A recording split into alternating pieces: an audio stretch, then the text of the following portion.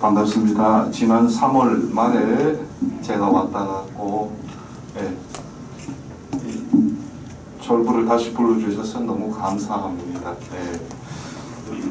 오늘 지금 박근혜 노래 마로니에가 나오는데 저 노래가 유행할 때가 제 초등학교였습니다.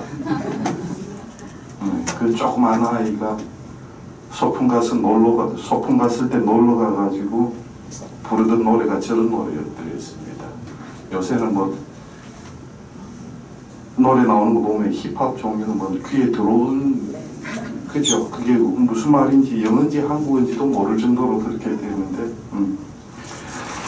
오늘 저번 3월 동안이 마찬가지지만은 요새 인터넷이 너무 발달하니까 정보의 과거에는 결핍이지만은 요새는 정부의 과홍수, 오류가 너무 많습니다.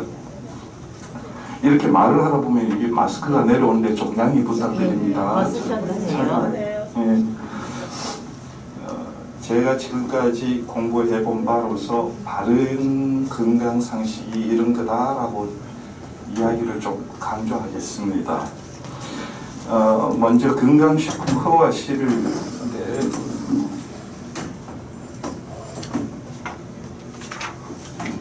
아이고, 남성이 이게 안 넘어갑니다.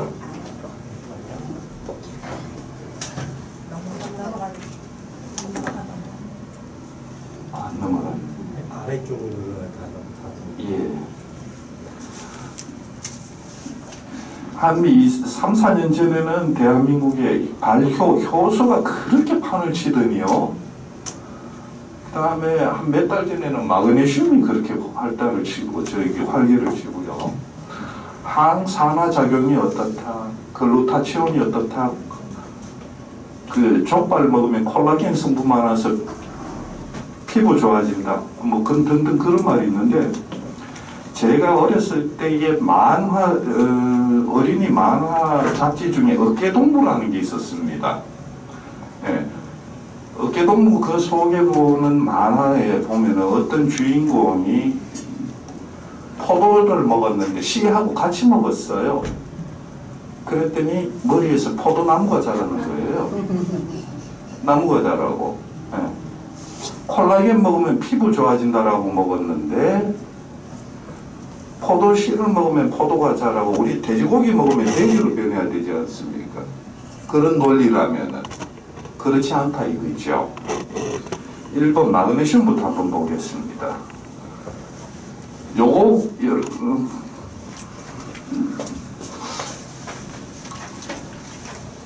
여러분 페이지에 그 그림이 있죠. 이 그림이, 그죠? 요 헤모글로빈이라고 적어놓은데 우리 사람의 피, 적혈구의 속에 헤모글로빈이 저런 구조로 되어 있습니다. 그런데 해목하는 게 햄이 철입니다. 글로빈이 글로불린, 줄여서 그 단백질체이고요.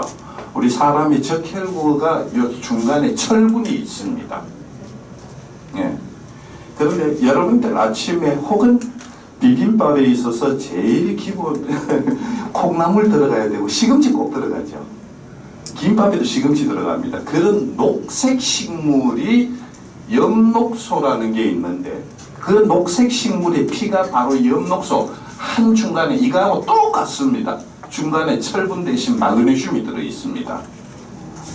예.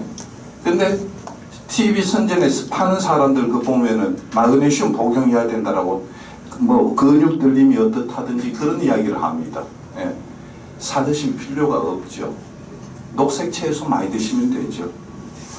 그 속에 이게 바로 마그네슘이고 그 녹색 성분 자체가 엽록소라는 것뿐만 아니라 모든 채소가 갖고 있는 특징은 그 속에 항산화 작용이 1번입니다. 항산화 작용이 1번입니다. 그래서 채소를 많이 드시는 것이 필수적이다라고 이야기되는 부분이죠. 그 엽록소의 우리 인체의 효용성을 적어 놓은 거고요. 그 다음에 이 그림에서는 전부 다 올릴게요. 여기가 reactive oxygen species, 활성산소의 종류입니다. 그런 것 등이 있어서 전자제라든지 백혈구, 계속 영어를 제가 이제 법문을 좀 보다 보니까 한국말을 자꾸 잊어버려요. 치매가 빨리 오는 건 아닌지는 모르겠습니다.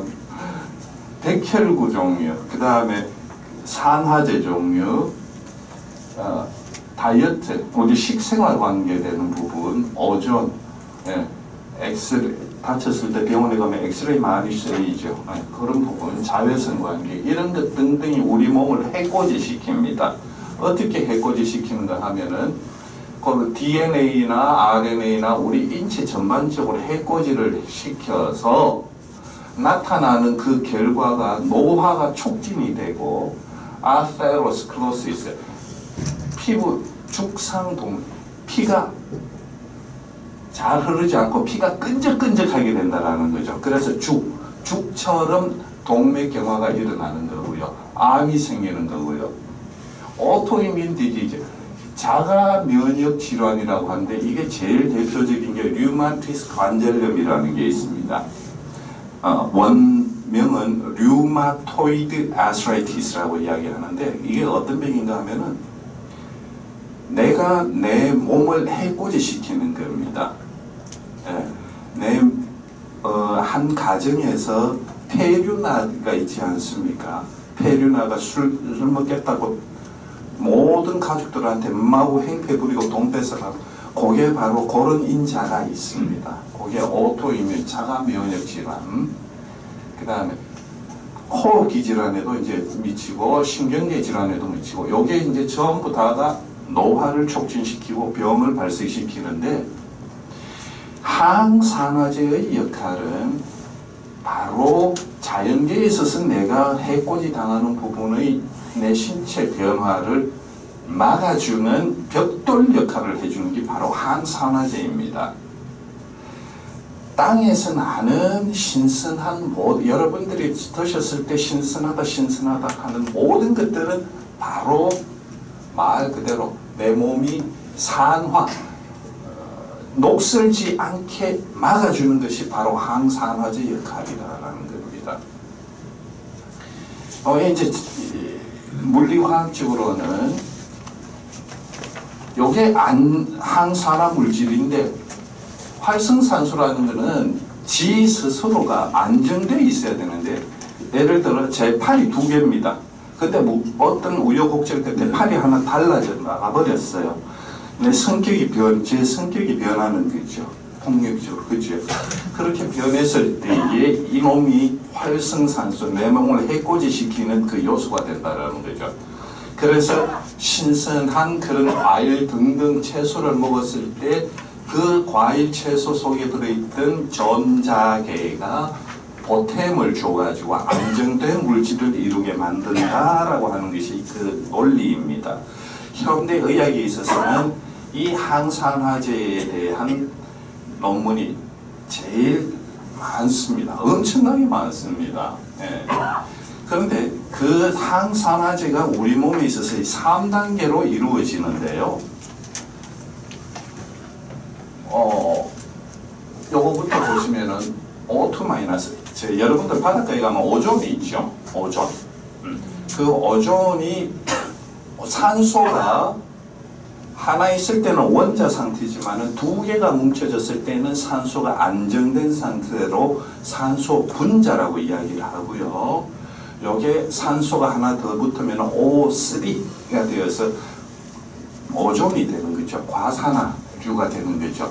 그게 이제 우리 몸에 들어와서는 해코지 시키는 부분으로 변하는데, 그 단계마다 일정한 특정한 효소들이 작용해서 안정된 부분으로 나아가는데, 그 단계가 3가지 단계인데, 맨 마지막에 단계에 보면 GSH 관계, 이게 바로 과산화수소를 글루타치온이 가서 안정된 물로서 내 몸에서 변화시킨다라고 하는 것인데요. 요 GSH 글루타치온이라는 게 보면은 이 여자 알죠? 이 여자분이 어떤 사이트에 보니까 어떤 요 글루타치온은 경구 섭취 시 장 내에서 아미노산으로 분해되기 때문에 보충이 어렵다라고 이야기합니다. 글루타치온 보충이 안 된다라고 이야기하는 겁니다. 왜? 글루타치온이라고 이야기하는 것은 단백질입니다.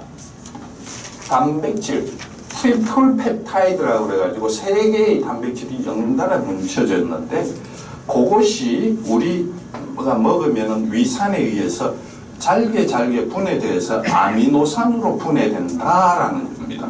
글루타치온이 들어오는 게 아니고 글루타치온이 들어와서 아미노산으로 변화된다는 거죠. 여러분들 나눠드린 그 프린트 한 2장, 3장?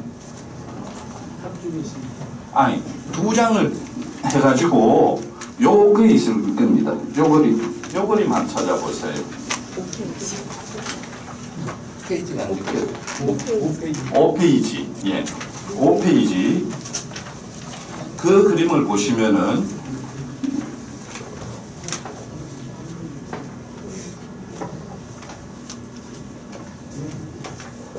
그 그림에 보시면은 이게 잘 안 넘어간다. 넘어갔습니다.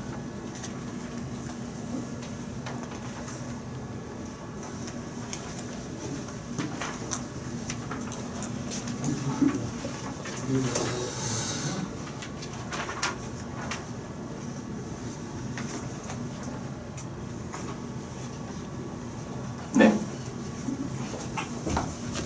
우리가 음식을 먹었을 때 소화되는 단계를 설명한 그래프인데요. 탄수화물, 단백질, 지방을 먹었을 때 탄수화물이라고 하는 것은 탄소의 수화물이라고 이야기되는 건데 저것의 가장 기본적인 에너지가 포도당입니다. 포도당인데 포도당이라고 하는 것은 땅에서 자라나는 모든 식물체를 탄수화물이라고 생각하셔도 무방합니다. 땅에서 나는 모든 것. 그 탄수화물은 시, 탄소, 수소, 산소로 이루어져 있습니다. 지방도 탄소, 수소, 산소로 이루어져 있고요. 단백질은 여기에 질소가 하나 더 붙습니다. 이걸로 구성되어 있습니다. 원자단이요. 우리가 탄수화물 곡식을 먹었을 때 입에서부터 큰 바위 덩어리를 탄수화물이라는 큰 바위 덩어리가 들어오면은 잘게 쪼개집니다. 자갈로 쪼개져서 나중에는 모래로 흡수가 되는 그 과정이 포도당으로 흡수가 됩니다. 네. 모든 땅에서 나는 것들은 포도당으로 이루어져 있습니다. 즉 생명체가 땅에서 쏟아날 때 태양하고 물하고 이산화탄소 요 3가지만 있으면은 무에서 유가 창조된다라는 겁니다. 신의 작용입니다. 예. 그게 바로 포도당으로서 우리 몸에 들어오고요. 단백질, 여러분들 소위 고기로 생각하시면 되고요. 고기 속에 흰 부분, 지방 말고 붉은 부분요. 그 단백질은 들어와서 최종적으로 분해되어서 아미노산이라는 형태로 흡수가 됩니다. 지방은 쭉 내려와서 그냥 지방산과 글리세롤로 흡수가 되는 그런 상황이거든요. 그래서 조금 전에 보신 그 글루타치온 같은 경우도 그렇습니다.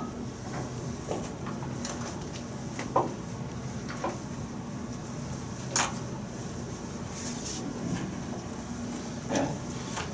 자기가 매년 2018년도에 글루타치온 경구 섭취 시 보충이 안 된다고 해놔놓고 2018년도입니다. 요새 와서 글루타치온 선전하더라고요. 네, 좀 앞뒤가 안 맞는 눈살 시른 그런 부분이네요. 요거는 제가 그냥 한번 읽어보십시오. 그 콜라겐이 우리 대한민국 식약청의 식품에 대해서 일반 식품과 건강기능식품에 대해서 분류를 해놨습니다.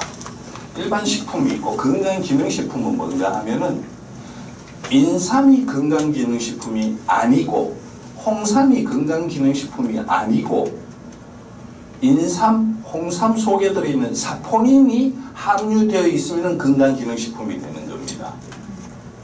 그런데 사포닌은 인삼, 홍삼에만 들어있느냐? 아닙니다.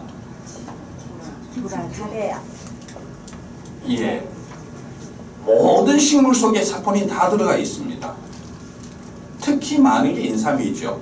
그 다음으로 많은 게 어느 것이냐? 나물국을 끓였을 때 거품 많이 일어나는 게 사포닌 함유량이 높습니다. 그래서 지난 3월달에도 제가 말씀드렸을 겁니다. 나물국 끓일 때 거품 절대 걷어내지 마시라는 거예요. 네. 사포닌이라고 말하는 그 사포닌이 SOAP, 비누라는 뜻입니다. 비누입니다. 비누, 우리가 그거를 먹었을 때는 비누가 우리 몸에 들어왔을 때는 기름기를 잘 녹이죠. 그래서 여러분들 피가 깨끗해지는 겁니다. 네. 걷어내지 마십시오, 이제는. 근데 동물성이 들어갔을 때 거품 나는 거는 좀 걷어내시되, 예, 식물 자체만의 그거에 있었을 때는, 청국장 끓일 때, 된장 끓일 때 거품 걷어냅니까? 안 걷어내죠. 그냥 그대로 다 드시지 않습니까? 그냥 그대로 다 드십시오. 그리고 또 사포닌은 우리 몸에 들어와서는 그 작용뿐만 아니라 성호르몬으로 발전을 합니다. 성호르몬으로 발전해서 남자는 더더욱 남자답고 여자는 더더욱 여자답게 만들어줍니다. 어디에 많다고요? 굳이 비싸게 홍삼인参드실 필요 없이 어디? 청국장 많이 드시면 됩니다. 청국장하고 된장하고 차이가 뭐가 있을까요? 가장 큰 차이죠. 된장도 발효죠. 청국장도 발효고.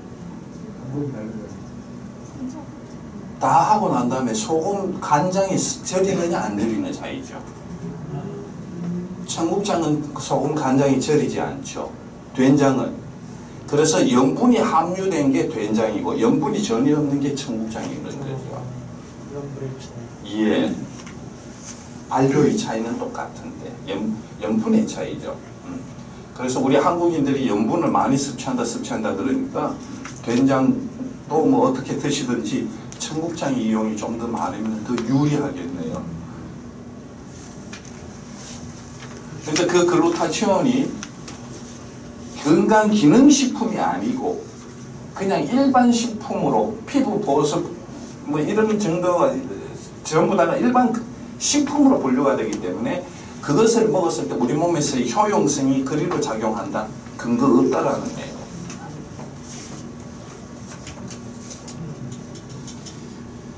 요거는 여기 보시면 하버드 보건의료대학원에 있어서의 글귀입니다. T.H. 찬이라고 적어놨는데 요 대만 사업가입니다. 하버드에다가 1900년도인가 3억 불인가 30억 불인가 자기 전 재산을 하버드에다가 기증을 해가지고 그래가지고 하버드 의과대학에서 그 사람 이름을 넣어줬습니다. 하버드의 보건의료대학원입니다. 요 마지막 문장도 보시면은 콜라겐을 먹어서 글루타치온을 먹어서 우리 몸에서 더 유리하게 작용한다가 아니고 그것을 유리하게 할 수 있는 프로테인, 단백질, 고기를 드셔주시고 홀그레인, 전곡류, 갈지 않는 전곡류를 드셔주시고 과일, 채소를 많이 드시라라고 하는 겁니다. 그러면 건강해진다라는 겁니다. 요거 많이 먹고 저거 많이 먹고가 아니고요. 전체 음식을 다 골고루 잘 먹어주라는 겁니다. 3월달에 제가 와서도 당뇨를 했습니다만은 당뇨에 여기 3월달에 들으신 분 계신가요? 예. 네. 당뇨에 대해서 너무나 아직까지 잘 안 돼서 제가 말씀드릴게요. 가장 악질적인 질병이면서 가장 좋은 질병. 이 말 자체가 이상합니다. 좋은 질병이라는 말 자체. 그런데 제가 관찰하기는 좋은 질병이라고밖에 말을 못 붙이겠어요. 두 가지가 있는데 변비하고 당뇨입니다. 당뇨를 다루지 않았을 때는 우리 심혈관계 질환, 피가 끈적끈적해지죠. 피 속에 당분이 많이 있으니까. 그러니까 잘 흐르지를 못하니까 눈이 멀어지고 심장보다 먼 곳에서 발에서부터 썩어 들어가는 중 혈관이 막혀서 예, 그거는 발 잘라내면 됩니다. 좀 안 보면 되고. 그런데 중풍은 어떻습니까? 중풍 걸리면 2년이고 3년이고 골골 하다가 본인도 괴롭고 옆에 가족도 괴롭습니다. 그죠? 그러다가 심장에 병이 오면 어떻습니까? 요거는 1, 2분입니다. 잘 계세요, 잘 가세요 이게 아닙니다. 그냥 순간적으로입니다. 그래서 저는 심장병이 신이 주신 우리 인간의 마지막 선물이 아닐까라고 저는 그런 생각을 해봅니다. 근데 당뇨 요거를 잘 다루면은요, 잘 치료 잘하고 잘 다루면은 그 전보다도 훨씬 더 건강하게 인생을 향유할 수 있다라고 저는 말씀드리고 싶습니다. 그 다음 변비 같은 경우는요, 우리 경상도 사투리로는 꾸룩내 그럽니다. 꾸룩내 들어보셨습니까? 예, 좋지 않은 냄새를 전부 다 꾸룩내라 그러죠. 청국장에 갈 때도 꾸룩내 그랬는데, 변비를 다루지 않으면은 안에서 장에서 그 냄새 나는 것들이 다시 흡수가 되어서 우리 온몸을 해코지 시키죠. 암이 발생이 됩니다. 소화기 암 발생 잘 된다는 겁니다. 그런데 빠져나와야 됩니다. 빠져나오게 하기 위해서는 먹은 것이 우리 몸에 흡수가 되지 않고 빠져나가게끔 되어주는 음식이 있단 말이죠. 땅에서 나는 모든 것들이 다 빠져나갑니다. 예. 콩나물 드셔보셔서 밑으로 안 나오지 않습니까? 사과 껍데기 깎아서 드세요? 그냥 드세요? 되도록이면 깎지 마세요. 하다못해 심심할 때 땅콩 껍데기도 그냥 좀 드십시오. 그런 것들은 우리 몸에서 소화 흡수가 안 됩니다. 왜? 섬유질이기 때문에. 섬유질 들으셨죠? 섬유질 요것도 포도당의 중합체입니다. 아주 많은 포도당이 들어가 있는데 우리는 그거를 먹어서 흡수가 안 되고 분해만 되고 바깥으로 다 빠져나갑니다. 예. 코끼리가 뭘 먹습니까? 기린은 뭘 먹습니까? 풀만 뜯죠. 근데 풀만 뜯는데 우리는 살 안 찌고 걔네들은 살이 그렇게 찝니다. 차이가? 걔네들은 그 동물들은 섬유질을 분해시키는 효소가 있습니다. 섬유 분해 효소가 있습니다. 그래서 그거를 가지고 내 몸에서 에너지화 시킬 수 있도록 흡수가 되는데 우리 인간은 섬유 분해 효소가 이때는 다행스럽게도 섬유 분해 효소가 없어서 들어오면은 그냥 빠집니다. 그래서 장내에 머물지 않고 그냥 빠져나가기 때문에 다시마, 미역 같은 것들은 그냥 빠져나가기 때문에 장내에 머물지 않고 변비에 안 걸린다는 겁니다. 그래서 더더욱이 건강하게 몸을 만들어준다. 양면성을 가진 질환인 것 같습니다. 당뇨 질환이고요. 당뇨 없는 일반인입니다. 미침이죠. 피 속에 당분이 과하게 녹아 있으니까 끈적끈적하니까 피가 흐르지 않고 내 몸에 있어서 이 기능이 활발하게 안 되기 때문에 피가 그 혈관이 막힌다를 어렵게 이야기하면 색이라고 그러죠. 막힐 색자 쓰죠. 경색자입니다. 심근경색이다. 뇌경색이다라는 표현을 쓰죠. 그게 걸리는 거죠. 네. 요게 포도당, 아까 탄수화물이 최종적으로 우리 몸에 흡수될 때는 화학적 구조가 육각형입니다. 요거는 과당이라고 적어놨죠. 과당, 과일 속에 있는 당분이 다해서 과당입니다. 오각형입니다. 구조적으로 화학적 구조가 차이 있습니다. 근데 포도당 한 놈하고 과당 한 놈하고 물렸을 때는 설탕이 됩니다. 여러분들이 설탕을 딱 먹었을 때 쉽게 우리 침에서부터 여기 잘라지기 시작해요. 포도당이 축적이 시작됩니다. 네. 그래서 그런 단 성분 등은 좀 자제하시는데 당분의 다당류는 우리 몸에 있어서 흡수가 안 됩니다. 조금 전에 섬유질 종류입니다. 네. 그 다음에 요게 부러져서 우리 침을 넘어가서 위쪽에 있어서는 이당류로 변하고 이 이당류가 단당류로 변해서 요거로 이제 흡수가 되는데 단당류에 중요한 세 개가 있습니다. 새 생명체가 이렇게 태어나서 모체에서부터 받는 유분 속에는 유당이라는 게 있고요. 그 다음에 과일, 아까 조금 전에 봤던 오각형 과일 속에 있다 해서 프루트 슈가 그래서 줄여서 프락토즈라고 그럽니다. 과당이 있고요. 그 다음 포도당. 여기. 요때 포도당은 포도 속에 있는 당분이 아닙니다. 포도는 영어로 그레이프죠. 포도당 전체는 글루코즈입니다. 네. 그래서 포도 속에 있는 당분이든 아니고 글루코즈 한 단어입니다. 요걸로 이제 섭취가 되는데 요리하실 때 집안에 누구 당뇨를 고생하시는 분이 있을 경우에는 올리고당은 요쪽에 속합니다. 그래서 당뇨 있는 분들한테 있어서는 올리고당은 괜찮습니다. 네. 설탕은 안 되고요. 요새 음식들 보면은 맛낸다고 백종원 씨도 보면은 제일 처음에 나왔을 때 설탕을 그냥 범벅을 했어요. 네. 요거 아까 조금 전에 말씀드렸고요. 그 다음 지방을 한번 봅시다. 이유는 제가 지방을 예명한 거는 지방이 포도당이 되고 포도당이 미리 좀 적어 놓으십시오. 그 앞장에다가 7가지 술, 찹쌀, 쌀, 밀가루, 감자, 고구마, 옥수수. 예, 요거 7가지는 당뇨에 있어서 독약이나 마찬가지입니다. 거의 반이에요.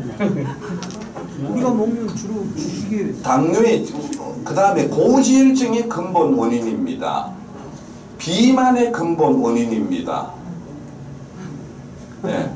그래서 성인병에 있어서 가장 기본적인 병의 원인이 바로 요거 7가지입니다. 네.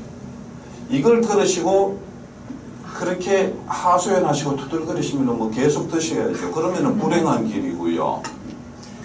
요거를 좀 제외하고 드십시오. 거기에 유독 희한한 게 하나 빠져 있습니다. 고기가 빠졌죠.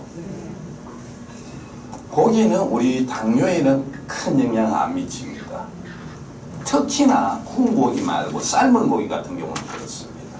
더더욱 유리합니다. 지방이 포도당이 되고 포도당이 지방 된다고 말씀드렸습니다. 그래서 지방에 대해서도 한번 알아둬 봅시다. 포화지방하고 불포화지방이라고 나눈다, 그죠? 포화지방은 중간에 있는 이 탄소가 손발이 다 묶여 있습니다. 4개가.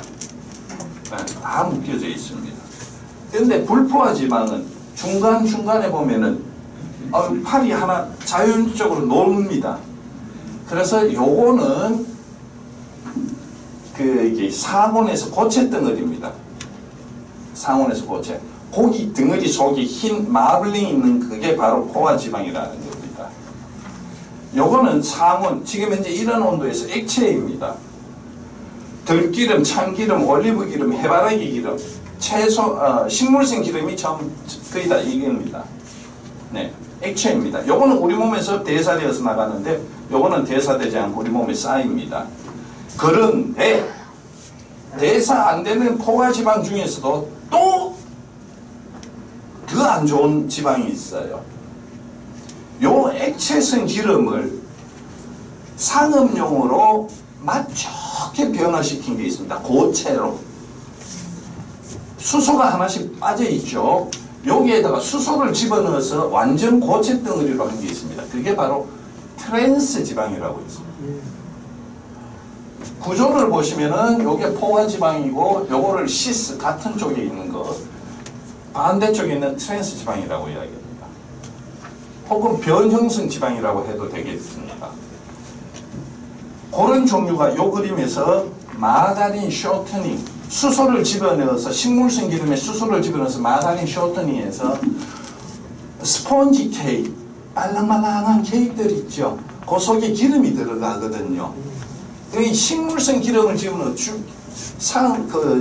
기름이 줄줄 흘러내니까 가치가 모자라니까 고체로 만들어서 그 안에 넣어서 맛있게 연작용을 할 수 있도록 그렇게 만듭니다. 모든 과자 속에 다 들어가 있는 것이 바로 트랜스 지방입니다. 버터는 어떻습니까? 네? 버터. 버터는 요 마가린하고 조금 차이가 있는 게 버터는 유지방입니다. 우유를 빼가지고 거기서 우유 속에 있는 지방만 전부 다 만듭니다. 그래서 버터 자체에 있어서도 버터 수분 함량이 100g, 버터 100g에 수분 함량이 15g이 안 되는 유지방을 버터라고 하는 걸로 제가 알고 있거든요. 그것도 우리 몸에 들어와서는 상온에서 고체이기 때문에 우리 몸에 들어와서 우리 인체 온도가 36.8도거든요. 그죠? 거의 안 녹을 겁니다. 버터가 녹으려면 후라이팬에 한번 올려보십시오. 뜨거워야 버터가 녹을 겁니다. 예. 그래서 마가린 쇼트닝이 이게 그런 거고 대한민국 최고의 발명품 중에 하나 있죠. 커피, 프림, 믹스 커피. 그 속에 들어가 있는 프림 자체가 이겁니다. 이런 것들은 들어오면은 혈관 속에 그냥 막혀져 있습니다. 포화지방보다 더더욱이 변형이 안 되는 겁니다. 애들 이쁘다고 저런 맛있는 케이크, 과자 이제 사주지 마십시오. 지방이기 때문에 불에 잘 탑니다. 불에 한번 태워보셨습니까? 새우깡. 예, 입에 들어가면 싹 녹습니다. 그래서 이빨 안 나는 애기들, 깐난 애들 그 새우깡 사주고 그랬죠. 그런 당뇨 질환에 있어서 혈관에 여기가 혈관이고요. 여기가 근육입니다. 혈관 속에 글루코즈, 포도당이 많이 있는데 여기가 끈적끈적하니까 근육은 포도당을 먹어야 움직여집니다. 그래서 이놈의 글루코즈를 일로 유도를 시켜야 되는데 여기 문이 있는데 이 문에 키 열쇠를 갖고 있는 창고지기가 바로 인슐린이라는 겁니다. 그래서 인슐린이 가서 키를 열어주면은 요놈 글루코즈가 이 속으로 들어와서 피를 맑게 해주는 건데 이 인슐린이 잘 만들어지지 않거나 아예 잘 생성 안 되는 게 바로 곧 당뇨병이다라는 겁니다. 혈관 속에 당이 많이 들어있는 거. 그러면 이것을 당뇨에 있어서는 혈관 속에 글루코즈, 포도당이 많이 들어오는 음식을 좀 제한할 필요가 있겠죠. 그죠? 그래서 그때에 있어서는 요 세 가지가 있습니다. 아까 지방이 포도당이 되고 포도당이 지방 된다 그랬습니다. 우리 하루에 총 들어오는 열량이 남자는 이만큼의 열량을 먹고 여자는 이만큼의 열량을 먹습니다. 하루에. 음식 종류에 있어서는 포도당 과당이 있고요. 운동을 해야 포도당이 소모가 되는 거고요. 근데 여기에서 하루에 들어오는 밥 한 공기가 300kcal거든요. 밥 한 공기가. 그 300kcal에서 하루에 900kcal죠. 밥 3공기니까. 한 공기만 좀 적게 드셔도 괜찮겠다 싶으네요. 요거 조금 적게 드시고요. 음식 종류에서 요거 육각형에 해당하는 아까 말씀드린 그 7가지. 술은 포도당이 아닌데 왜 술을 넣는가 하면 술은 들어오면 지방으로 변할 뿐만 아니라 간을 해코지합니다. 이런 작용 등등이 우리 몸 근육, 혈관, 간에서 주로 일어나거든요. 그래서 간의 그 다음에 술은 칼로리가 굉장히 높기 때문에 그래서 제가 술을 말씀드린 겁니다. 근데 그 역서까지는 들어오자마자 곧바로 이걸로 변하고요. 그 다음에 이걸로 지방으로 남습니다. 지방으로. 네. 소위 이것이 높은 것을 두고서 여러분 한번 들어보셨을 만한 당 지수가 높다라고 이야기되는 부분이 있습니다. 네. 당뇨 치료에는 여기 큰 게 있는데 요거는 조금 전에 말씀드렸고요. 당 지수, 당 부하 지수가 있는데 실생활에 있어서는 당 지수보다도 당 부하 지수를 해야 됩니다. 당 부하 지수에 있어서 제일 우리 일상생활에 있어서 과일이 이렇게 옥신각신 많은데요. 제가 요거를 대한당뇨병 학회에서 요 문장을 발췌를 했었는데 요새 또 보니까 이 문장이 없어졌어요. 이 문장이 없어져 가지고 과거에는 제가 분명히 봐가지고 요거를 발췌했단 말입니다. 근데 여기 보시면은 실생활에 적용을 제일 끝에 줄에 보시면은 적용할 때는 당 지수가 아닌 당 부하 지수를 비교해야 된다라고 되어 있습니다. 여기 보시면은 요 그래프에서 중간 것 글라이세믹 인덱스가 당 지수고 이게 당 부하 지수입니다. 네. 당 지수는 이놈이 달다, 적당하게 달다, 많이 달다, 엄청 달다 이런 정도를 나타내는 거고요. 당 지수는요. 당 지수가 50보다 낮은 것일수록 좋겠다라는 거고요. 당 부하 지수는 뭔가 하면은 요 음식을 100g을 먹었을 때 내 몸에 당분이 어느 정도로 인체에 영향이 있느냐 라는 거죠. 밥은 한 공기 그냥 먹습니다. 그 속에 쌀 200g 속에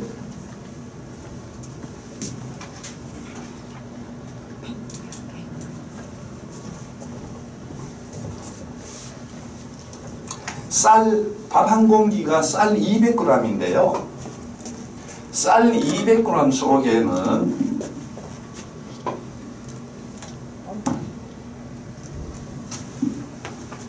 쌀 200g 속에는 포도당이 우리 몸에 녹아면은 여기 78g 정도 녹아져 있습니다.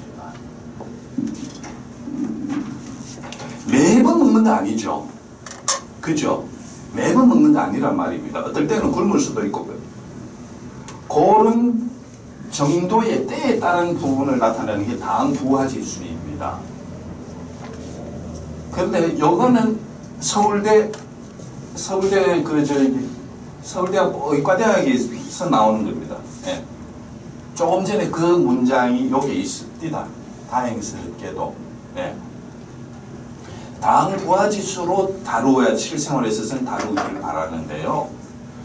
여기 보시면은 왼쪽 이쪽에 보십시오. 이쪽에 있는 것이 전부 다 과일이죠. 병원에서 당뇨 걸렸을 때 과일 먹으라 먹지 마라. 요만큼씩 먹으라 그러죠. 이거 보십시오. 당 부하 지수 전부 다 과일입니다. 그런데 당 부하 지수가 높은 거는 고구마뿐만 아니라 이거 보십시오. 제가 조금 전에 말씀드린 바로 그거죠. 그죠? 바로 그거란 말입니다. 그 다음에 요 도표는 뭔가 하면은 쌀 200g 속에 포도당이 얼마나? 78g 들어있죠. 포도당이 78g 들어있습니다. 요거는 우리가 사과를 먹는 부분 100g 했을 때 과당 요만큼, 포도당 요만큼, 설탕 요만큼입니다.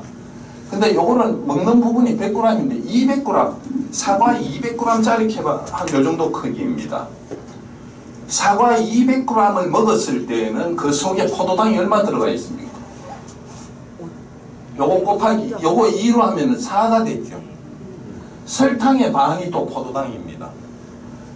예, 가르면은 기껏해야 사과 한 개 200g짜리 먹어봤자 6g, 7g밖에 포도당 안 들어온다는 소리입니다.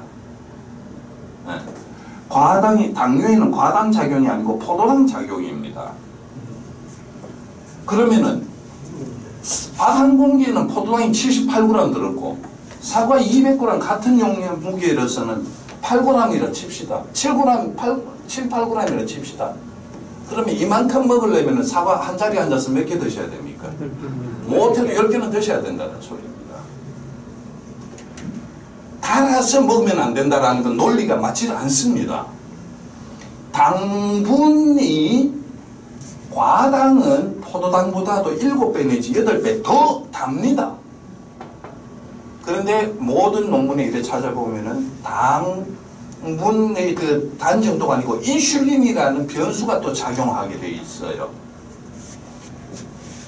요거 다음에 설명을 드리는데, 이거 보십시오. 우리 여름철에 한여름철에 먹는 수박은요, 그렇게 단데도 불구하고 이 정도밖에 안 됩니다. 포도가 좀 많이 들어가 있네요. 포도 200g 드시면은 12g 정도 드십니다. 과일 먹어도 괜찮다 라입니다. 이 중에서 과일 말고 채소 중에 붉은 거 있죠. 토마토. 예. 토마토는 이거보다도 더 적겠죠. 그죠? 토마토에 소금 소금 넣어서 설탕 넣어서 먹는 게 안 좋습니다. 그죠? 그런데 여기에 물에는 잘 녹아있는 부분 등이기 때문에 주스로 만들어 드시지 마십시오. 생과일 그냥 그대로 드시기 바랍니다. 농화 교수들하고 이렇게 이야기를 하면은 요새는 농약도 자연계에 나와서 일주일 안에 자연적으로 파괴가 다 된답니다. 그래서 깨끗하게 잘 씻어서 드시면은 껍질째 드시길 권유드리고요. 요게 경희대학교에서 나온 논문인데 요 그림은 없습니다. 요 다음 그림이 거기 있고요. 사과 각각에 있어서 각각 과일에 있어서의 포도당, 과당 함유량이 얼마큼 되더라라는 것이 조금 전 도표하고 유사합니다. 요거의 논문을 제가 갖고 온 이유가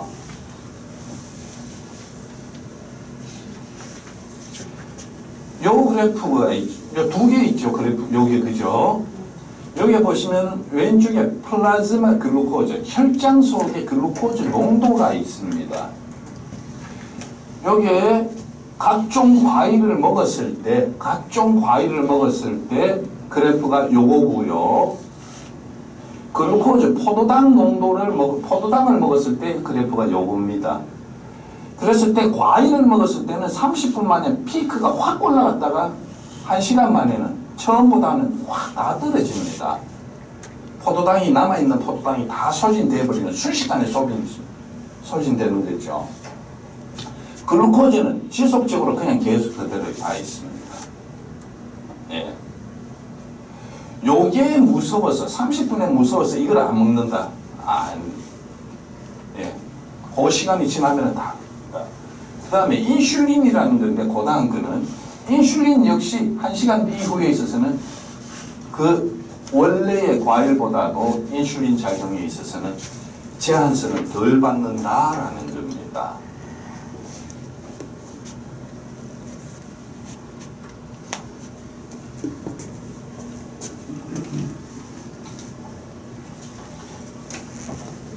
그래서 이게 총 식품 당 지수, 요게 당 지수고요.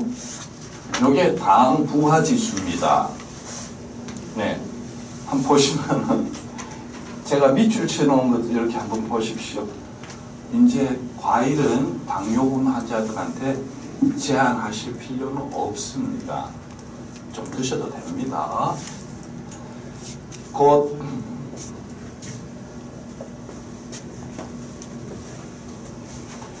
요거 있죠. 요 문장은 미국 영양학회지에 실려있던 그 내용입니다. 그 다음에 여기 사이티드 3070이라는 게 있는데 요 논문이 전 세계 학자들 3070분이나 다른 학자들이 참고 논문으로 피인용된 횟수입니다. 요 내용을 보시면은 제일 낮은 포도당보다 낮은 과당은 포도당보다 낮은 혈당 보이는 것으로 알려져 있다라고 되어 있습니다.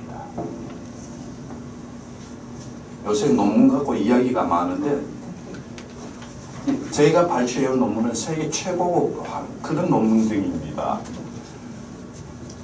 요건 역시 과일, 채소 마음껏 드시라는 그런 논문 등입니다. 이 논문도 아주 유명한 논문인데요. 과일, 채소를 섭취했을 때에 과일 주스하고 여성에 있어서의 당뇨의 그 위험성을 이렇게 나타낸 건데요. 요거는 568번인데 과일 주스는 위험성을 높인다. 흡수 속도 때문에 그래서 그렇습니다. 그래서 주스로 믹스기로 갈지 마시고 그냥 그대로 드십시오. 요거는 브리티시 메디컬 저널, 영국 의학 저널입니다. 거기에 대한 577번 역시 마찬가지입니다. 과일 전체를 먹는 것이기 때문에 포도당 자체뿐만 아니라 과일 속에 들어있는 무기염료 이런 것 등등을 전부 다 같이 먹는 것이기 때문에 유리하다라는 겁니다. 그런 걸 먹으면 오히려 더 여기 보시면 카디오바스큘라, 카디오 하는 것이 심장이라는 뜻이고요. 바스큘라가 혈관입니다. 심혈관 질환을 극도로 낮춰준다라는 겁니다. 이건 역시 마찬가지고요.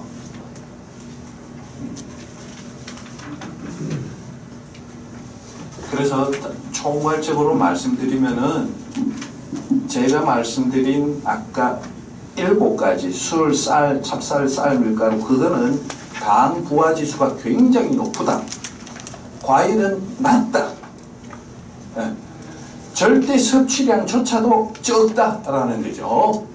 그래서 과일은 믹스기로 갈지 않고 천년 있는 그대로 드시면 그 속에 들어있는 항산화제뿐만 아니라 모든 무기염료 그런 것 등등이 내 몸을 유리하게 할 뿐만 아니라 껍질 속에는 소화 흡수가 되지 않기 때문에 그대로 장 청소를 다 되고 그렇습니다. 과일 소비를 늘리십시오. 잠깐만, 제가 아까 지금 당 부하지수가 높은 거 쭉 얘기하신 거 보니까 곡식이나 이 채소나 다 하얀 색깔이 주로 많은 것 같은데. 색깔별로 하시지 마십시오.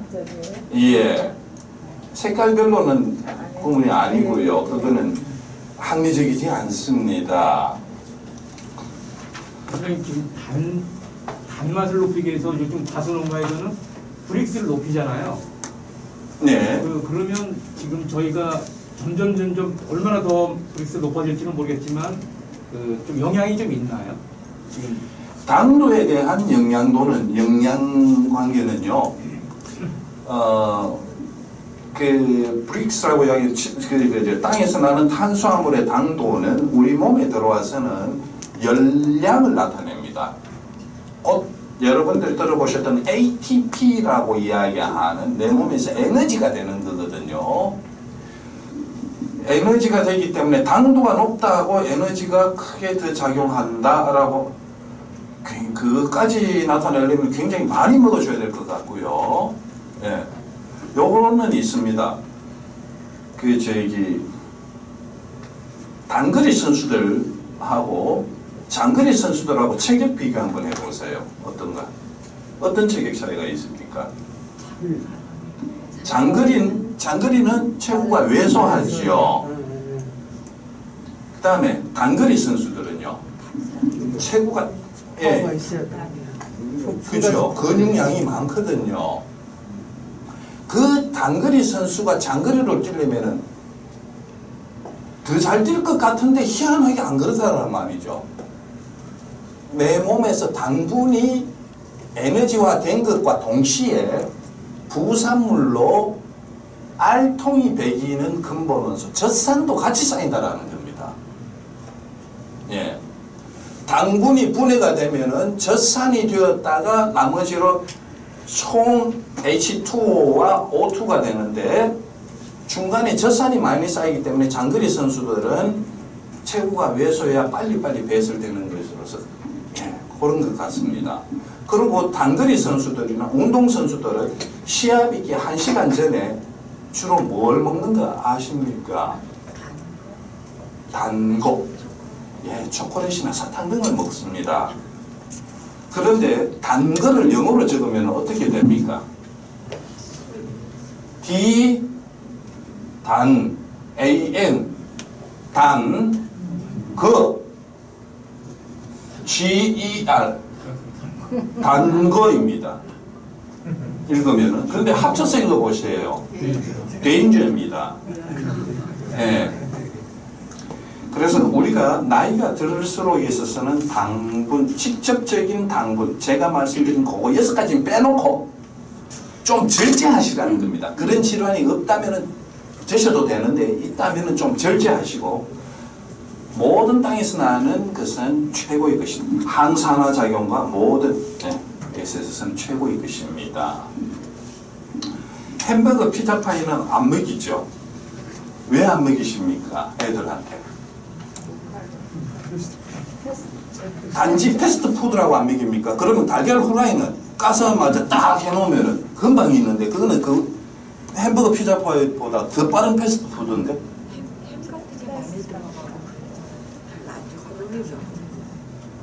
네, 그래서 우리 대한민국 동양인들이 체구가 작은 겁니다.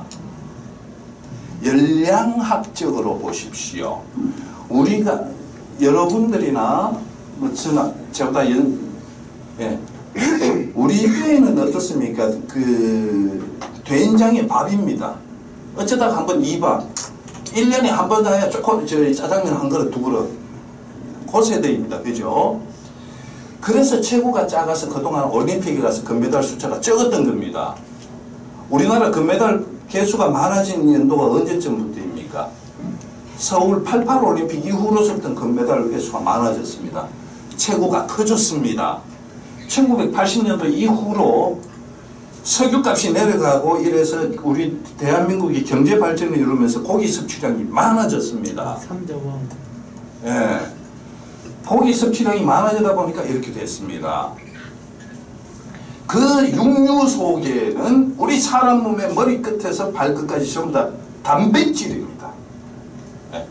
물론 쌀을 먹어서도 이게 세포 분열이 일어나지만은 단백질을 먹으면 아미노산이 훨씬 더 합성이 빠르다라는 겁니다. 오죽했으면 우유를 가지고 뼈를 나타내고 근육을 나타내고 이빨을 나타내겠습니까? 서구화된 식당이 무조건 나쁘다, 패스트푸드가 아니다라는 겁니다. 햄버거 보십시오. 우리가 먹는 쌀밥, 밀가루나 쌀밥이나 탄수화물 들어와서는 똑같은 겁니다.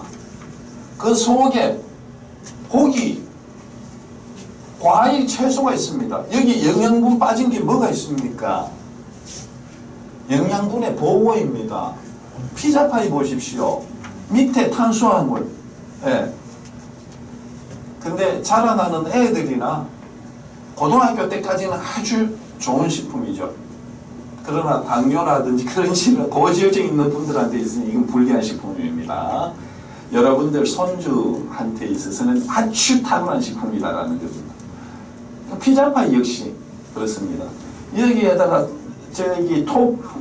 치즈 넣고 토핑을 이런 맛난 채소를 넣는데 영양소가 쫙 들어가 있습니다. 이런 걸 먹었기 때문에 서양 사람들이 체구가 커서 젊은이들의 건강미, 올림픽에 있어서 이 금메달 많이 따고 있는 거 아닙니까? 요게 전 세계 인구의 키를 나타낸 도표인데요. 여러분들한테는 안 나와 있습니다. 키를 나타냈는데 1위가 어디 나라인가 하면 네덜란드입니다. 예, 평균이 1m 84인데 대한민국이 60에서 70이쯤 됩니다. 1m 75입니다. 중간에 있는 나라들 대충 보면은 서구 유럽 쪽입니다. 서구 유럽입니다. 그런 대한민국이 세계에 있어서는 60이 내지 70이쯤 되는데 평균 수명을 보니까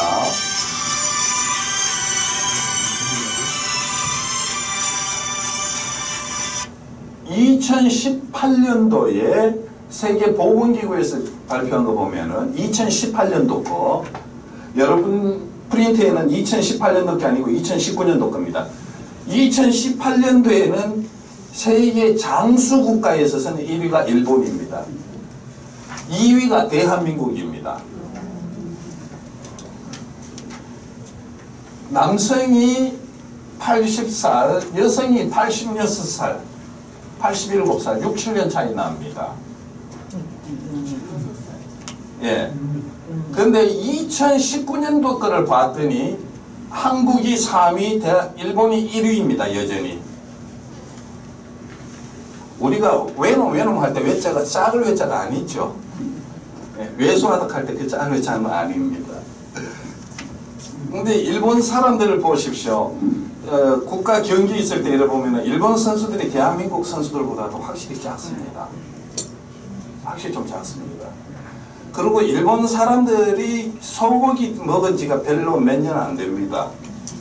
제가 어느 학자가 얘기한 걸 들어봤더니 일본 사람들 과거에 소고기를 안 먹었다 그러거든요. 돼지고기를 주로 먹었다 그러거든요. 한국 사신들이 웃자다가 한번 가면은 그때 소고기를 파티해주고 했는데 소고기 파티가 별로 없었다라고 이야기해요. 우리는 대한민국은 식단이 풍부합니다. 일본은 식단이 양도 적습니다. 고기 양도 적고요. 그런데 이 차이가 보니까 제가 생각해 본 바로는 해산물 차이가 아니겠느냐라고 저는 판단을 합니다. 이 사람들은 해산물을 잘 많이 먹는단 말이죠. 우리 대한민국에 있어서 질병률이 제일 낮은 도가 어딘가 하면은 제주도입니다. 예. 여성분들 2세 생산하고 이렇게 되면은 갑상선 질환 많고 이러는데 그건 역시 제일 낮은 도가 제주도입니다. 자, 자리에서 일어나서 창문을 활짝 열면은 앞에 바다 해산물 먹고요. 90도 딱 틀면은 밭농사 먹고요. 그 다음에 뒤를 딱 돌면 산 음식 먹습니다. 하늘 음식 빼놓고는 제주도에 있어서는 거의 다 드신단 말이죠. 80대 할머님조차가 현역으로 물질을 하시거든요.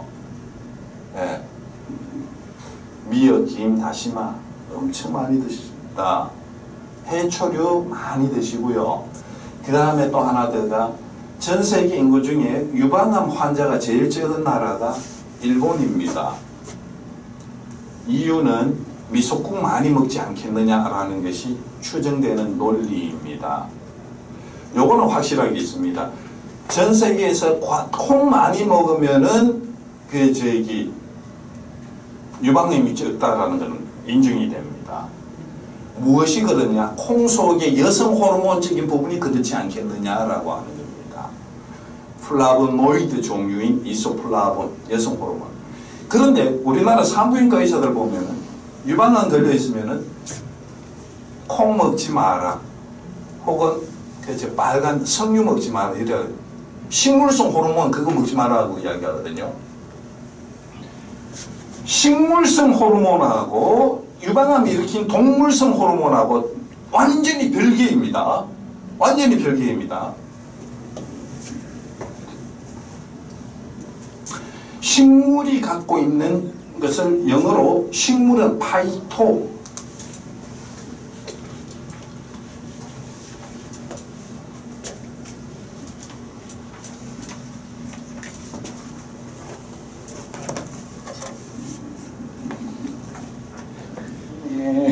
구글이나 네이버 찾아보십시오. 식물성 스테롤, 식물 스테롤이라는 말이 있고요.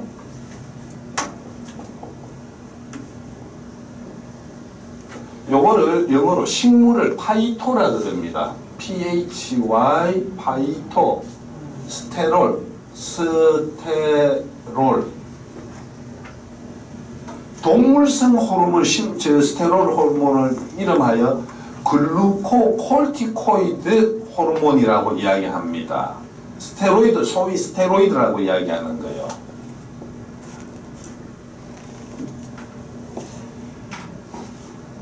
이거 찾아보시면은 파이토스테롤, 즉 식물성 호르몬, 콩에서 제일 많이 갖고 있는데 동물성 호르몬의 부작용을 전부 다 커버시켜 줍니다. 작용이 틀립니다. 구조도 틀리고요. 예.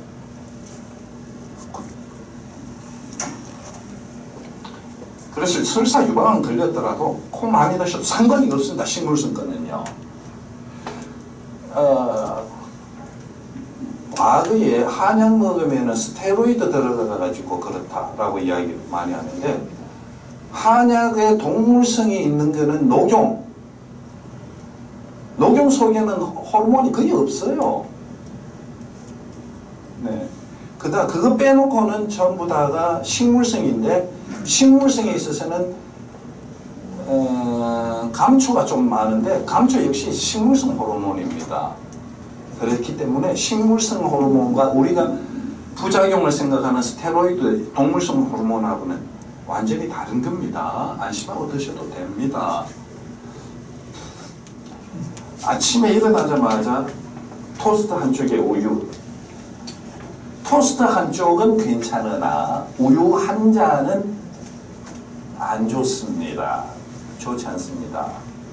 우리 빈속에 밥 한 숟가락 들어가는 거하고 고기 한 점 들어가는 거 차이가 있습니다. 고기가 들어갔을 때는 위산이 분비가 더 많이 됩니다. 예, 자극이 더 강하거든요. 커피라든지 그런 것 등이. 근데 곡식류는 자극이 덜 합니다. 자극이 덜해서 위산 분비가 적습니다. 그래서 우유를 한 잔 먹으면 우유 속에 단백질 함량이 높기 때문에 위산이 더 많이 배출이 됩니다. 그래서 속이 더 쓰립니다. 예. 그래서 아침에 있어서 이 빈속에는 꼭 곡식으로 해주시기 바랍니다. 누룽지, 김밥, 예, 미역국, 하다못해 라면밥. 제가 여기에는 표현을 안 했습니다. 여기에만 이야기했습니다. 하다못해 라면 국물 말고 라면밥. 즉 아침 식사는 꼭식으로 하시는 바랍니다. 제일 괜찮은 게 특히 공부하는 애들한테 있어서는 우리가 저녁을 7시쯤 돼서 먹으면은요, 밥 한 그릇 먹고서 포도당이 여기에다 쌓입니다. 뇌에 있어서는 대사되는 게 딱 두 가지가 있습니다. 포도당하고 산소입니다. 다른 영양분이 아니고 에너지 대사가. 그래서 이것이 한 8시간이나 9시간 되면 소진이 다 돼버려서 머리에 포도당이 없어지거든요. 근데 학생들은 학교 가서 공부를 해야 되니까 포도당 아침 안 먹고서는 포도당 공급이 안 되니까 멍한 상태로 잘 졸리고 그러죠. 그래서 점심은 좀 적게 드시더라도 아침만큼은 꼭 먹어야 되는데 그게 바로 이 밥에 미역국이거나 누룽지에 미역국 최고 좋습니다. 시간 없을 때는 누룽지 지금은 그냥 푹 하면 되죠. 저녁 자기 전에 따뜻한 물 부어 놓으면은 그 다음날 아침에는 누룽지가 물 흡수 엄청 많이 하대요. 와, 저녁에 자기 전에는 반반을 했는데 아침에 일어나면은 물은 없어요. 누룽지만 그러면서 호로록 마시고 가려고 그랬는데 커피 나쁠까요?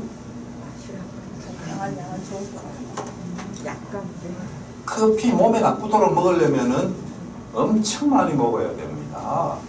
네. 색깔도 좀 연하게 하셔가지고 드시면은 아주 탁월한 건강 음식입니다. 꼭 커피 마시면은 위산이 많이 분비돼서 속 쓰린다. 볶은 커피는 위산을 감소시키는 물질이 있다. 예. 볶았다라는 데 있습니다. 고깃집에 가셔서 여러분들 파 이렇게 올려놓고 마늘 올려놓고 탄 건 안 드시죠? 고기 탄 것도 안 드시고 그죠? 예. 우리 몸에 들어와서 아까 제 강의 초기에 CHO 탄수화물하고 지방은 C, 탄소, 수소, 산소로 이루어지는데 단백질은 그게 질소가 하나 더 붙는데 이 질소 화합물들이 직화를 받으면 이게 발암성 물질로 변화되죠. 벤조피렌 종류라고 하는 그런 종류로 이제 변화가 되는데 CHO에는 그런 부분이 거의 없습니다. 질소와 황화물들이 그런 소위 이야기하는 ROS, reactive oxygen, 활성산소가 많이 생기는데 CHO에는 그런 부분이 없습니다. 그래서 고기 탄 거는 안 드셔도 좋은데 채소 태운 거는 한의학 이론에 채소를 태우면은 한의학 이론보다도 화학적 변화가 이게 염기성으로 좀 변합니다. 탄소로요. 그래서 탄 채소를 먹으면 속 썩일 때에 있어서는 제산제, 여러분들 속 썩일 때 병원에 가서 받아오는 그 약하고 똑같은 것이 채소 태운 거라는 겁니다. 속이 안 썩인 겁니다. 예. 옛날 촌의 어르신 분들이 속 썩이다고 했을 때는 채소 빨리 태워가지고, 예. 그거를 먹으면 속이 편안해집니다. 그래서 채소 좀 탄 거는 좀 드셔도 괜찮습니다. 요거는 circulation. 이게 뭡니까? 순환기 논문이죠. 순환기 논문에 커피가 깜짝이야. 죄송합니다. 커피가 관상혈관, 심장혈관의 위험을 증가시키는 증거가 없다. 냄새라는 게 있죠. 향기. 예. 향기와 꾸릉내하고는 분명히 차이가 있습니다. 향기는 여러분들 아까 말씀하신 발효일 수가 있고요. 아니면 천연적인 부분이 있어요. 꾸릉내는 발효니 이거 아니고 이거는 부패입니다. 그래서 요때의 향기는 과일 향기, 커피 향기 이런 등등인데 이런 향기 성분은 뇌를 활성화시켜 줍니다. 뇌를 활성화시켜줘서 자라나는 애들한테 있어서는 뇌 활성화가 빨리 되고 노년기에 들어서는 치매를 뇌를 활성화시켜주니까 치매나 뇌질환을 억제시켜주겠죠. 그래서 커피 향기조차도 유리하고요. 커피 타가지고 그 안에 다른 거 넣지 말고 커피만 넣으세요. 이렇게 옆에서 보시면 커피에 기름이 떠 있거든요. 식물성 기름입니다. 식물성 기름은 전부 다 좋다라고 해도 무방합니다. 예. 머리에 땀이 많이 나면 허약하다. 예. 어린 애들한테 있어서는 허약하지 않고 오히려 건강합니다. 어린 애들 성장기 초등학교 정도에 있어서 잘 때에 보시면은 애들 머리에 흑한에 땀이 맺습니다. 이 활동성 에너지 때문에 그 에너지가 낮추어주기 위한 방법이 땀이라는 겁니다. 여러분들 평소에는 땀이 안 나지만 꼭 어떤 때 땀이 납니까? 얼큰한 거 드셨거나 뜨거운 데 들어갔거나 할 때 땀이 납니다. 그죠? 자, 병이 독감 걸렸을 때나 그거 놔두면은 열이 뻗치고 뻗쳐서 땀이 안 나면은 뻗치고 뻗쳐서 뇌염이 걸려버리거든요. 그런데 땀이 나면은 온도가 안 올라갑니다. 체온이 안 올라갑니다. 그래서 여러분들 독감 걸렸을 때 어떻게 합니까? 얼큰한 거 드시고 구들장 속에 들어가죠. 그죠? 아스피린 안 드시고 오히려 그렇게 한단 말입니다. 그런데 요새 애들은 옷 활짝 벗겨놓고 차가운데 그냥 그대로 내줍니다. 애들은 벌벌 떠는데 어느 방법이 맞을까요? 이것도 3월달에 말씀드렸는데 얼큰한 거 드시고 구들장 속에 들어가는 게 정답입니다. 그 속에 물리학적인 과학적인 이론이 담겨져 있습니다. 여러분들 주전자에다가 물 끓여 놓고 뚜껑 닫아 놓고 놔둬 보십시오. 그거 1번. 2번 주전자에 끓여 놓고 뚜껑을 열어 놓고 놔두고 있고 어느 게 더 빨리 식습니까? 뚜껑 열어 놓기 빨리 식죠. 한 1시간쯤 지나면은 빨리 식은 것이 양이 줄어 있습니다. 예, 수증기로 열을 함유한 부분 등이 다 도망갔기 때문에 빨리 식는 거죠. 요게 바로 구들장 속에 들어가 있는 겁니다. 땀을 내야만 빨리 식습니다.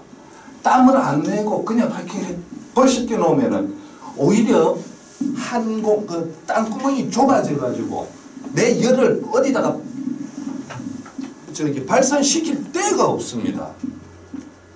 요 차이가 물리학 교재에 생명공학을 위한 물리학 교재에 딱 들어가 있습니다. 14배나 해열 효과가 차이 있습니다. 그냥 단순하게 착용해 놓으면 쇳덩어리 같으면 말이 됩니다.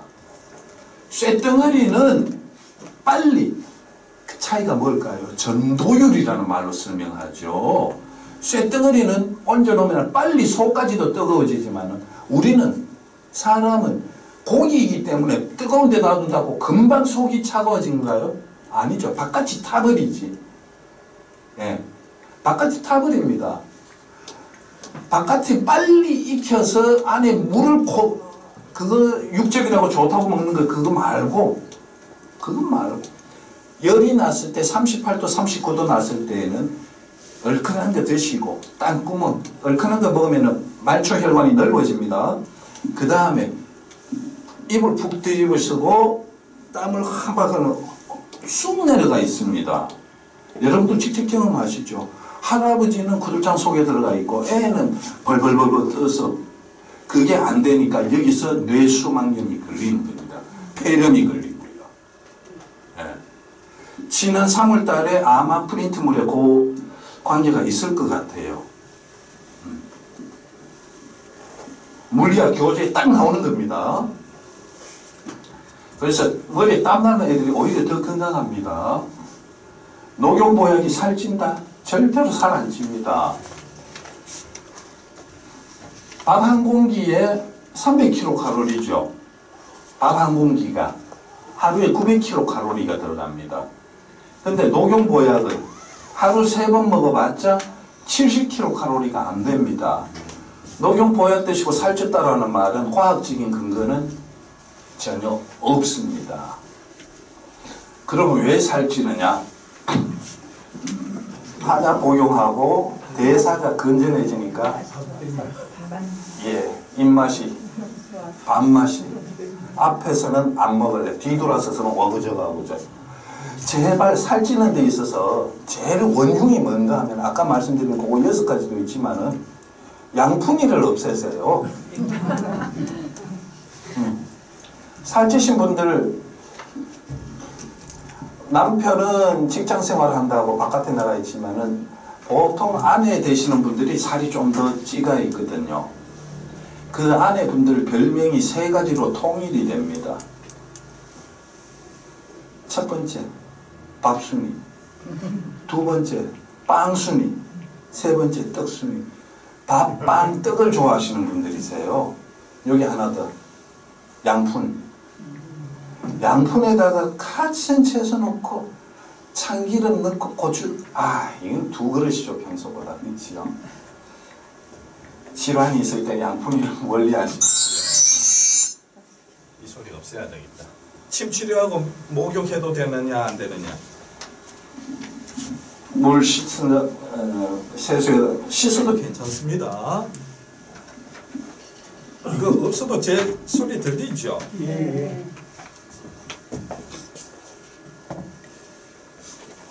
예. 우리가 일을 하고 나면 근골격계 질환이 걸립니다. 근골격계 질환이 걸리는데 옛날에는 우리 현대인들처럼 이런 노동이 아니고 물 소비가 많은 논농사, 밭농사입니다. 대대. 그러니까 물이 반드시 손에 묻혀야만 됩니다. 이런 노동을 하고 나니까 근골격계 질환이 걸리는 거죠. 뻐근하고 결리고 쑤시고. 예. 그런데 옛날에는 또 먹을 게 요새처럼 햄버거, 피자, 고기가 없이 그냥 소금 목표로 하니까 어머님들, 아버님들 전부 다 얇았습니다. 키도 작고요. 거기서 오는 현대 농사 지으시는 분들하고 과거에 소금 목표로 연명하시던 농부들하고 차이가, 현대에는 살이 좀 쪄서 그나마 어머님들이 허리가 좀 펴져 있습니다. 골다공증이 적습니다. 여러분들 주위에서 생각해 보십시오. 골다공증 걸려서 허리 이렇게 꼬부라지신 분들이 좀 체구가 좋으신 분들이 있는가? 없습니다. 진짜로 없습니다. 전부 다 야위신 분들이 이렇게 되십니다. 그래서 남자분들은 고기 좀 덜 드시더라도 여성분들은 고기 좀 많이 삶은 고기, 나이 들수록 삶은 고기는 더 드셔 주십시오. 그 다음에 고기보다 더 중요한 게 콩입니다. 아까 콩을 제가 호르몬적인 부분이 많이 들어가서 우리가 먹었을 때 성호르몬으로 발전한다 그랬습니다. 트리테르페노일카는 성분에서 사포닌에서 스테로이드 성호르몬으로 발전하는데 그것이 뼈를 튼튼하게 해주는 부분입니다. 그래서 저는 감히 불로초를 콩이라고 저는 인정을 합니다. 그래서 야위신 분들이 이렇게 해서 침 맞으러 왔는데 일 좀 그만하라라고 완곡하게 이야기하지 않고 이렇게 침 치료하고 나서는 물 손에 들어가면 안 된다라고 완곡하게 이야기한 겁니다. 침 치료하시고 노곤하게 일하고 침 치료 받고 오셨는데 그 다음에 저기 어디죠? 사우나에 가서 뜨뜻한 물에 푹 담그는 거, 그건 오히려 권장합니다. 권장합니다. 요거는 동네 아주머님들 시장에서 이렇게 맛있게 식사를 하시고 있는데 요 속에 들어가는 거 비빔밥에 대해서 우리 한번 보입시다. 보리, 아까 제가 말씀드린 그 6가지 중에 보리는 빠졌습니다. 보리를 보시면은 한의학적으로 대맥, 함온, 약간 짜고 따뜻한 음식입니다. 보리는 능보허, 보호해준다. 보호해주고 익기, 기를 더해주고 조중, 중간 소화 기운을 조정시켜줘서 설사할 때 능히 설사를 치료할 수 있다라고 이야기됩니다. 보리가요. 없어서 먹던 음식이기도 하지만은 보리 자체가 갖고 있는 우리 인체의 영향은 이렇게 얻은 것 하나 나쁜 거 없습니다. 이거는 뭘 하는 겁니까? 단술 만드는 거거든요. 예. 제가 자란 의성사는 고향에 있어서는 이거를 식혜를 안 그러고 감주라 그랬습니다. 달감자 써서 술.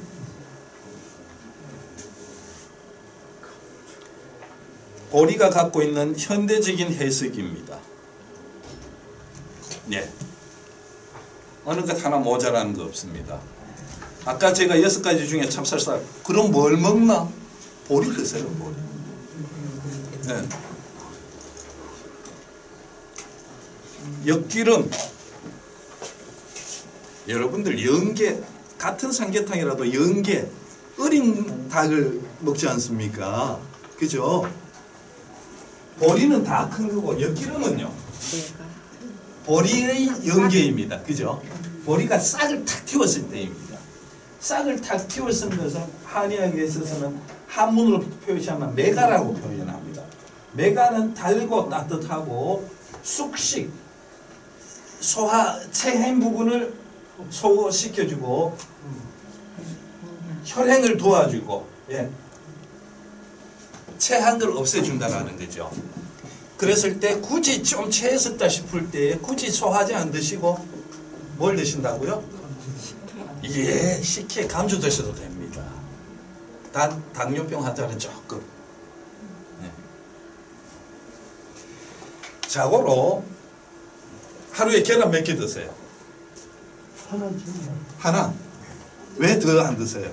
예? 왜 더 안 드시냐고요? 그냥 고정관념화 됐어요.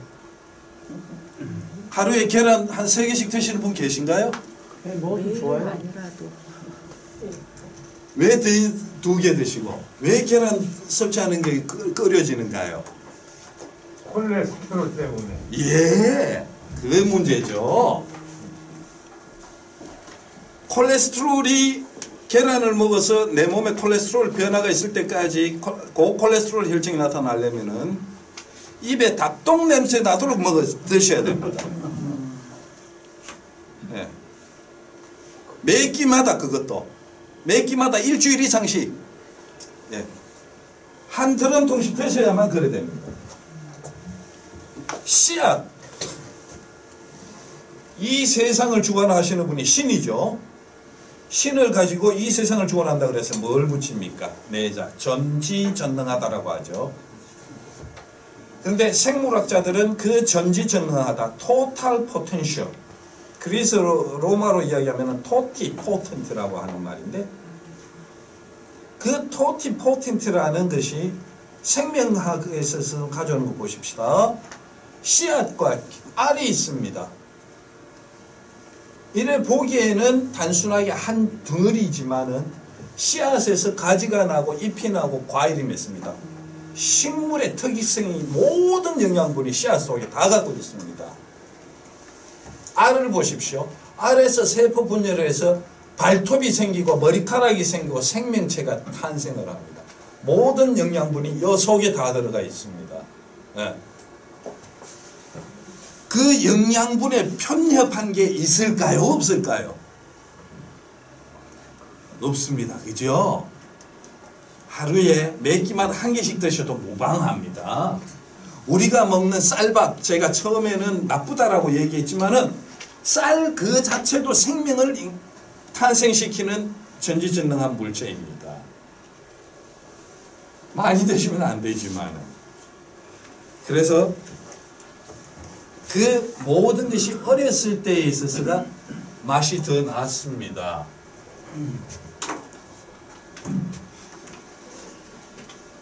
콩나물, 무채, 상치, 도라지, 고사리, 호박, 참기름, 시금치, 당근, 예, 보리 비빔밥 종류입니다. 네. 안 좋은 게 없습니다. 그래서 한국 음식 식단 중에 최고로 좋은 게 보리 비빔밥에 미역국에 삶은 돼지고기 수육에 쌈 싸먹는 것 최고의 식단입니다. 제가 조금 전에 삶은 돼지고기라고 얘기했습니다. 제일 나쁜 고기가 어떤 고기?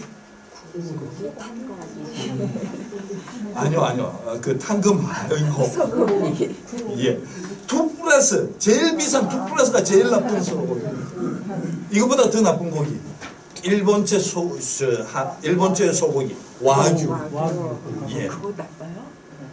그게 전부 다 보시면 뻘건 그 단백질 조직이 몇 개 있습니까? 완전 기름덩어리죠. 그 기름덩어리를 만들기 위해서 소를 가둬 놓고 옥수수만 잔뜩 갖다 먹이거든요. 미국에서 옥수수가 세계 최고의 양 아닙니까? 안 팔리니까 대한민국이라는 나라에다가 예, 너가 옥수수 사가 해가지고 대한민국에서 사와가지고 그거를 소 사료로 쓰는데 소나 가축들이 혹은 사람들이 옥수수 먹은 것과 안 먹었을 때 피부 절개를 딱 하면은 노란색입니다. 예. 흰색이고요. 그래서 돼지고기 안심과 등심을 보십시오. 흰색이 별로 없습니다.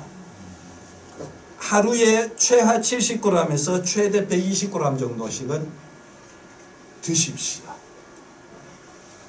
어떻게? 삶아서. 수육을. 예, 그 속에다가 된장도 넣으시고 혹은 그 저기 계피, 그 다음에 한약방에 있으면 한약방에 가셔서 저거를 두 가지를 꼭 권유드립니다. 팔각향, 예, 팔각향 하는 소재가 있고 정향, 그 두 가지를 사가지고 고기를 삶을 때에 한 요만큼씩만 넣으시면은 그게 바로 오향장육 중에 하나입니다. 네. 아주 향긋하고 좋습니다. 팔각형 중량이 그렇게 가격도 안 비쌉니까? 예, 별로 안 비쌉니다. 객비 가격 정도 돼요? 예? 객비 가격 정도 돼요? 그까지는 제가 모르겠습니다.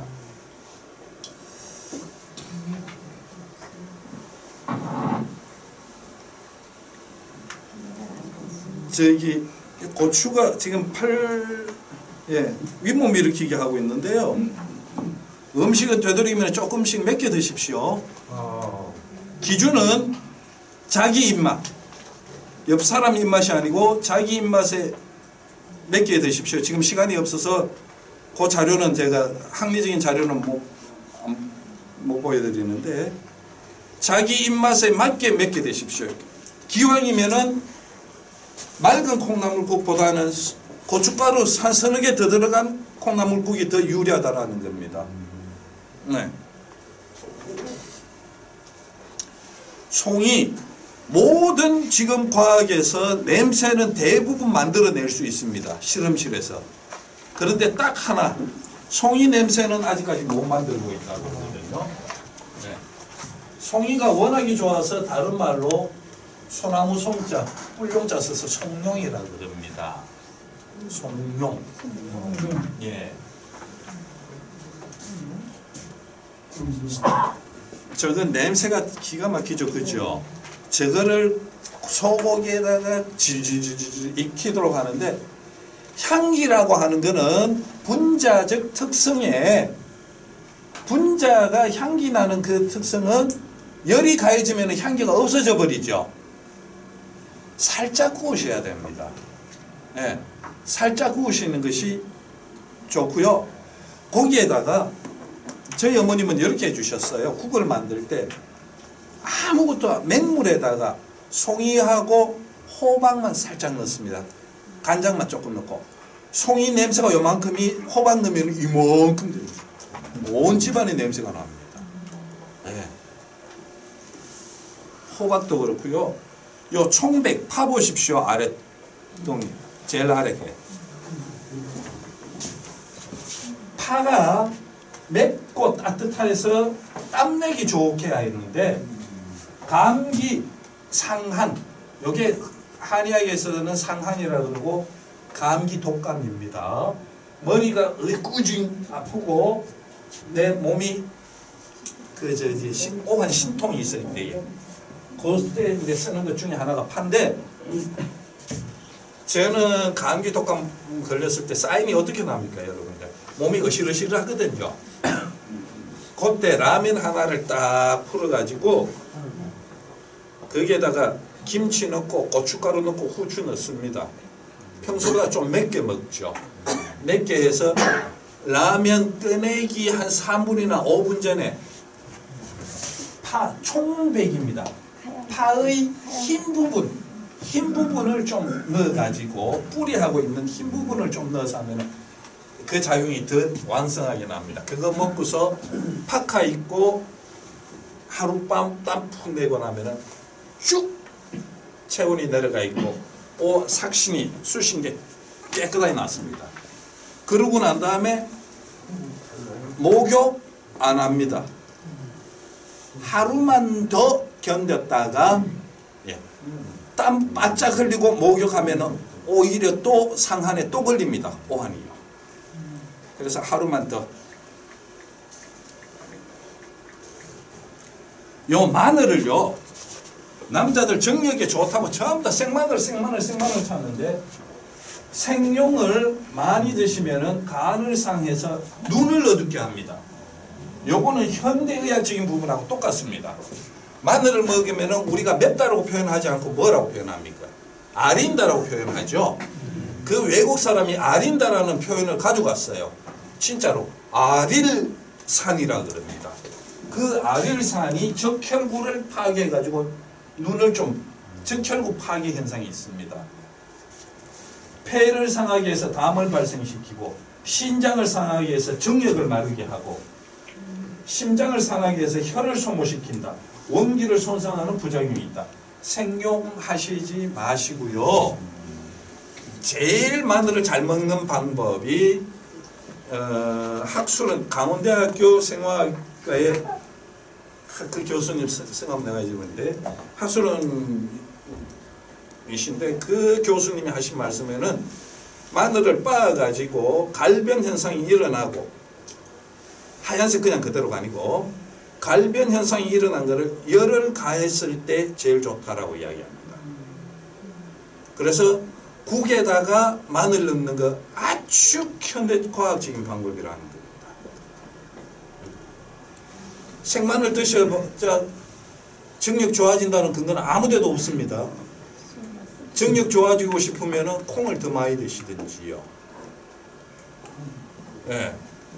그 다음에 딱딱하다고 이야기하는데 딱딱한 걸 찾으면 바퀴벌레만하게 딱딱하게 있겠습니까? 바퀴벌레 드시든지. 말이 안 되는 소리입니다.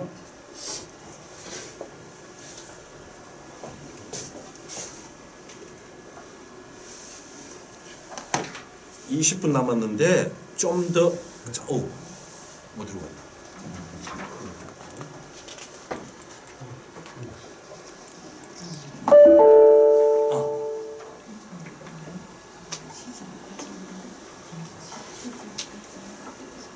좀 중요한 거 설명해 드리려고 하는데 골라서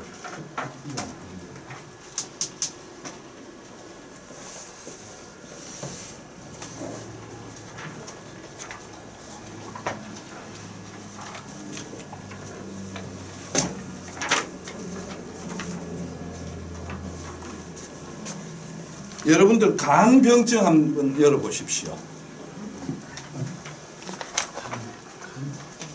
간 오장병증과 식생활에 25쪽이요. 20페이지. 간병증 22쪽.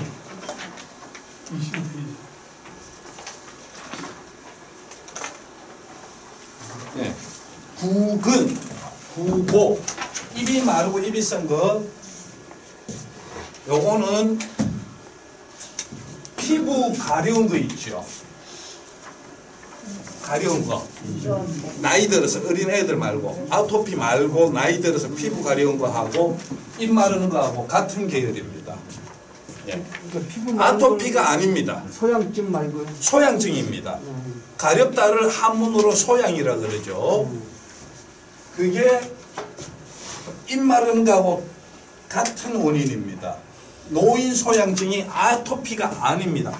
피부과에 가서 아토피 피부염약 백날 드셔봤자 낫질 않습니다. 간혈을 보여주면은 약 한 달, 약 한 3대 정도 해주시면은 제컥 낫습니다.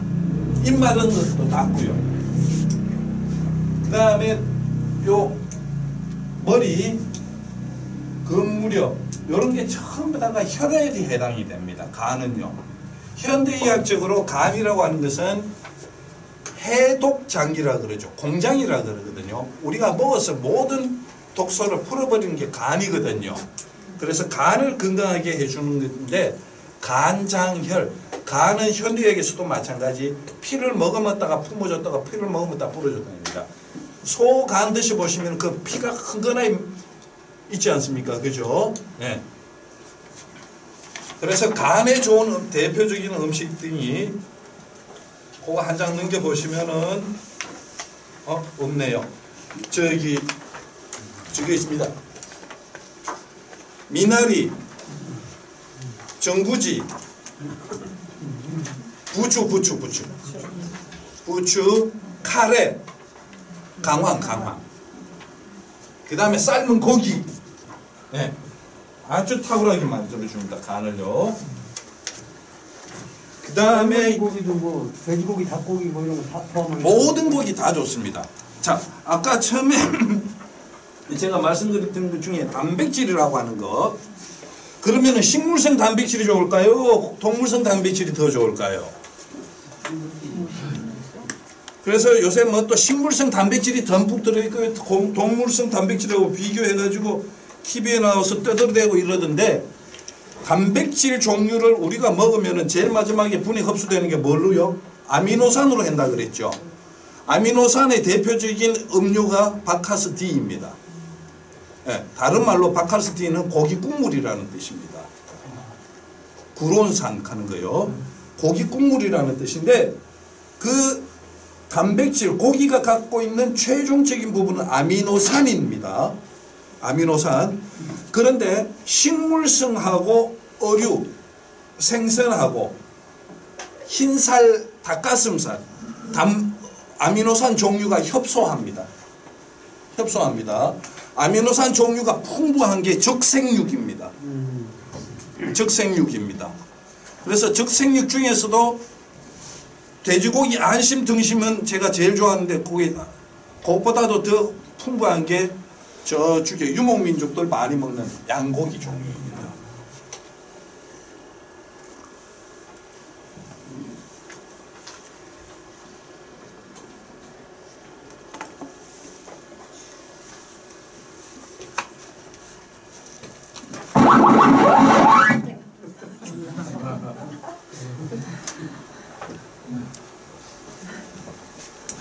혈액순환기 심장질환인데요. 한의학에서 이야기하는 심장질환, 근막, 치매, 머리 질환이 아니고 요거를 심장으로 봅니다. 한의학에서는요. 중풍도.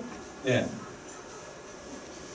제가 동국대학교 일내과, 간개내과, 한방의학에 있어서는 5개내과의 간심비폐신을 나누는데, 중풍 환자는 일내과 간계에서 봅니다. 이유는 간주풍이라는 명제가 있습니다. 한의학에. 간은 풍을 컨트롤한다고 이야기했어요. 그래서 그렇습니다. 네.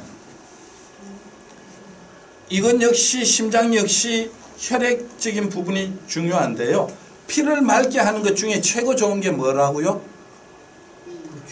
땅에서 나는 모든 채소 과일들. 예, 항산화 작용이 풍부한 것들입니다. 요거 보시면은 포스파디딜 콜린이 뭔가는 콩 속에 있는 겁니다. 콩 속에 포스파디딜 콜린 하는 게 콩 속에 있는 겁니다. 요거를 실험쥐한테 신경적인 부분으로 해봤더니 어떤 현상이라든가 엄청나게 저기 신경질환에 아주 탁월하다라는 논문입니다. 예. 그 다음에 역시 마찬가지 콩 종류가 우리 몸의 간하고 지방 분해를 잘 일으켜준다. 주된 요소가 포스파딜콜린뿐만 아니라 제가 강의 초반에 말씀드린 것 때문에 사포닌 득이. 예. 이 어질어질 남자분들은 사실상 머리 아픈 것과 어지러운 부분이 별로 없는데 여성분들이 한 90% 이상이 있으세요. 네. 이유는 바로 이겁니다. 배가 있는데 아랫도리가 무거우면 위가 흔들거리지 않는데 아랫도리가 비어 있어서 위가 흔들린다라는 논리입니다. 즉 사람한테 여성분들은 여성이라고 칭하는 것은 새 생명을 잉태할 수 있는 분입니다. 새 생명을 잉태하는데 워낙이 잘 다치니까 출산과 유산 등등으로 인해서 그 다음에 생리로 인해서 하복부의 자궁을 잘 다치기 때문에 아래가 허하기 때문입니다. 그래서 이런 여성분들의 어지럽고 머리 아픈 부분은 제가 제일 잘 고치는 부분입니다. 약 한 3제만으로 완치가 됩니다. 아랫도리만 무겁게 만들어주는 보혈을 해주면 끝입니다. 혈류순환에 짱 좋고 치매 안 걸리는 방법 여러분들 지휘하십시오. 음악 틀어놓고요. 모든 직업군 중에 제일 오래 사는 장수 직업군이 지휘자입니다. 파가닌인가? 그 양반이 90살 가까이 살았는 거 그렇고 이 양반 레너드 번슈타인 유태인이신데 이 양반은 좀 일찍 단명하셨어요. 78. 예. 78인가 단명하셨고요. 이 지휘자가 제가 제일 좋아하는데 카를로스 클라이버라는 이 사람 나오는 유튜브 한번 보십시오. 이 사람한테만 유독이 The Art of Conduct, 지휘의 예술이라고 표현해 놨습니다. 예. 독일 그 유명한 지휘자 그 누구죠? 죽었지만 카라얀. 예. 카라얀보다도 카라얀에는 The Art라는 말 안 적었습니다. 이 카를로스 클라이버라는 카를로스 클라이버 베토벤 4번 7번 그 다음에 슈트라우스의 작품 많은 작품들 지휘 보시면은 아주 매혹적입니다. 고혹적입니다. 팔 운동을 많이 하니까 심장에서 뿜어져 나오는 혈액순환이 왕성합니다. 네, 양손으로 왕성하고 음악을 해야 되는 그 예민함 때문에 머리를 계속 써야 됩니다. 그래서 치매 없이 오랫동안 장수하는 직업군입니다. 제가 춘천에서 왔죠. 춘천에 뭐가 유명합니까? 닭갈비 또 메밀. 메밀을 먹으면은 메밀국수 먹으면은 어떻게 중풍만 걸린다라는 속설이 있어요. 근데 후세 과학자들이 봤더니 메밀 속에 루틴이라 그 혈관을 건강해주는 성분이 있더랍니다.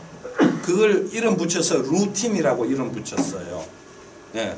근데 이 메밀을 드시면은 속이 좀 깎인다라고, 속이 좀 쓰린다라고 표현하신 분들이 꽤 많아요. 그래서 동치미 국물에다가 국수를 그냥 말아서 바깥에서 들어와서 먹는데 막 먹었다 해서 막국수도 있고요. 속이 쓰리지 않게끔 해주는 것이 좀 무입니다. 메밀에 있어서는요. 근데 우리나라 메밀하고 일본의 메밀 막국수, 일본 사람들은 이렇게 색깔이 하얗게 나오는데요. 우리나라는 좀 갈색으로 나오죠. 좀 진한 고동색으로, 그죠? 예. 고동색에는 이것저것 좀 집어넣은 거고요. 메밀은 이렇게 하얗습니다. 하얀 대신에 이게 끈기가 없죠. 잘 끊어지죠. 그런데 옛날에서는 잘 끊어졌는데 요새는 기계로 압착하기 때문에 끊기는 게 좀 적습니다. 공정이 좀 개발된 것도 하나 있습니다. 근데 메밀 먹으면 다 거의 네? 메밀 저기 그 메밀 그 저기 뭐 먹으면요 거의 뭐 30%밖에 메밀 함량이 많아야 30%더라고요. 그걸 색깔로 표현하시면 됩니다. 네. 70%씩 들어갑니다. 들어가는 데도 있습니다. 근데 그 메밀이요 옛날에 일본 사람은 하얗게 한다고 그러셨는데 한국에서는 메밀은 뿌리서부터 줄기 대 어느 부분도 이파리 어느 부분도 버릴 게 없다. 다 좋다. 그래서 그 북한에서 오신 어느 그 명복장인데 그 제분회사의 사장님이 온탕 삭가라 그래가지고 메밀 대고 뭐고 그냥 다 말려서 갈아가지고 같이 섞어서 색깔이 그렇다고. 예. 자, 소화기 질환 도포. 요게 도포라는 거는 뭔가 하면 밥 한 숟가락 먹어도 배부르다라는 겁니다. 그러고요. 다식 소수, 요거는 이제 주로 당뇨 질환 때문에 그런 거고요. 위완통 감기, 요게 뭔가 하면은 식도성 역류인데, 역류성 식도염인데, 대부분의 분들한테 있어서는 우리 인간들한테 역류성 식도염 걸리기가 굉장히 어렵습니다. 나태한 사람 말고는요. 위 속에 염산이, 위가 이렇게 있고 염산이 차갖고 있는데 지구 높낮이, 우리 높낮이 때문에 위산이 목구녕 속으로 올라올 만큼 이것이 잘 안 걸린다라는 겁니다. 나태한 사람이라고 내가 말씀드렸습니다. 밥 먹자마자 누워버리면 이 높낮이가 같기 때문에 이게 거꾸로 잘 올라옵니다. 예. 여기가 쓰리다고 해서 역류성 식도염 걸리기 굉장히 어렵습니다. 어려우니까 식사하시고 적어도 여기서 완전히 내려가기까지는 최소한 한 3시간인데요. 한 2시간 정도, 한두 시간 정도는 눕지 마시고 그냥 계십시오. 단 고주망태인 경우에 있어서는, 고주망태이신 분들은 역류성 식도염 잘 걸립니다. 고주망태이신 분들은 치질에 잘 걸립니다. 고주망태이신 분들은 살 잘 틉니다. 요 3가지 특징은 뭔가 하면은 느슨해진다는 특징입니다. 네. 특히 알코올성 중독자분들입니다. 여성분 제5번 하혈. 예. 한의학 이론의 비통혈. 우리 비위가 좋다 나쁘다로 이야기하죠.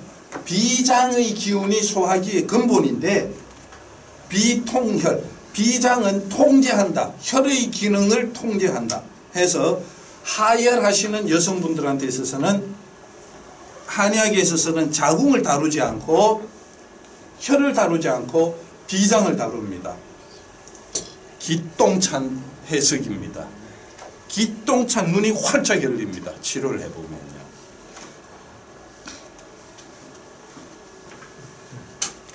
요 그림 있습니까? 2006년도, 2003년도입니까? 2006년도입니까? 네이처에 실린 그림입니다. 뭔가 하면은 아까 파이토스테론인데 파이토케미칼이라고 표현을 합니다. 식물성 화학류들, 항암 원소의, 항암 음식의 11대 음식입니다. 강황, 포도, 꿀벌, 고추, 생강, 마늘, 요게 발로 해서 계피도 적어 넣었어요.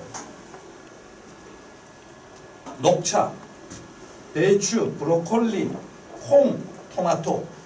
예. 네이처에 실려 있는 11대 항암 음식입니다. 여기 적어놨네요. 2003년도. 식이성 항암, 항암 식이입니다. 네. 여 중에서 보시면 아까 제가 좀 맵게 드십시오라고 말씀드렸습니다. 그죠? 요 중에서 보십시오. 강황, 고추, 생강, 마늘은 좀 맵습니다. 예. 11개 중에서 4가지가 좀 매운 음식들입니다. 이 네이처뿐만 아니고 캔서 리서치나 캔서에 관계된 그런 잡지들을 보면은 30 내지 40%가 매운맛입니다. 예. 우리나라 닥터들 안 걸리면 어떡합니까? 매운 거 먹지 말라고 그러죠. 예. 그 다음에 요 그림 있죠? 요 그림은 여기에 밑에 그 와튼버그라고 하는 아주 유명한 암학자입니다. 여기에서 암이 전 단계에서 암이 발전해 나갈 때에 막아주는 그 음식들 종류가 비타민 C하고 파이버, 섬유질입니다. 그 다음에 암으로서의 진전이 되어서 어느 정도 되어서 좀 막아주는 음식들이 플라보노이드, 인돌이라고 하는 것은 한약재 CO 속에 들어있는 성분, 디티올레 취약하는 건 계피, 그 다음에 엘라지게시드는 인삼 CO 창출 속에 많이 들어있는 거고, 이런 것 등이고요. 그 다음에 마지막 암 단계에 있어서는 베타카로틴 들어보신 적 있죠? 어디에 많이 들어있나요? 예, 컬쿠민은요. 투메릭, 강황. 네. 강황, 노란색 강황, 머리 끝에서 발끝까지 안 좋은데 잘 없어요.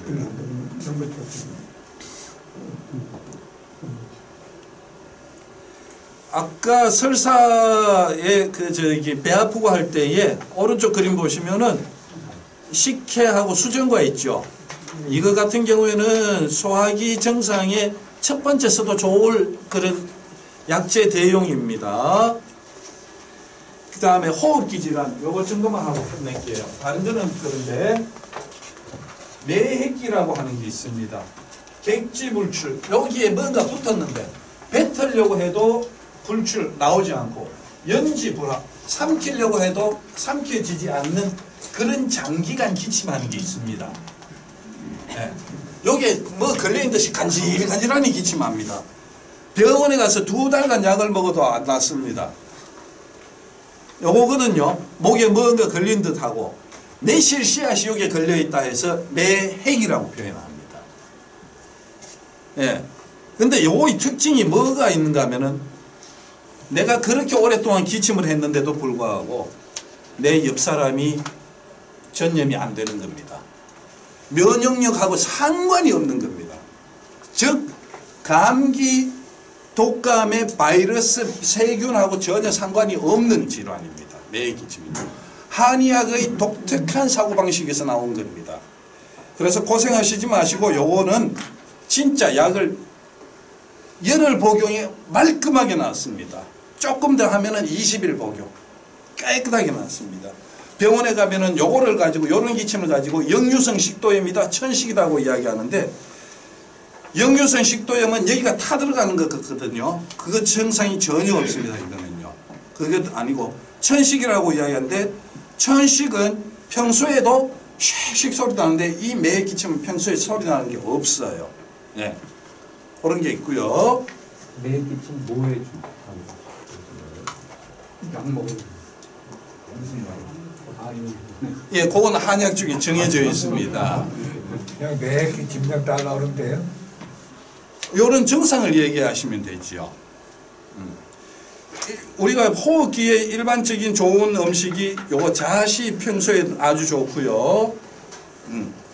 요거 생식 비뇨기 질환에 있어서는 귀에서 소리 나는 거라든지 무릎 쑤시고라든지 허리 아픈 것이 요 한의학에 있어서는 저기 하복부, 예, 원기운적인 부분에 속합니다. 예. 그래서 오늘 여기까지만 하겠는데요. 오늘 강의에 있어서는 TV에서 선전하는 건강기능식품 현혹되지 마십시오. 절대로 현혹되지 마십시오. 특히 발효가 어떻고 효소가 어떻고 단백질이 어떻고 하는 거는 잊지 마시고요.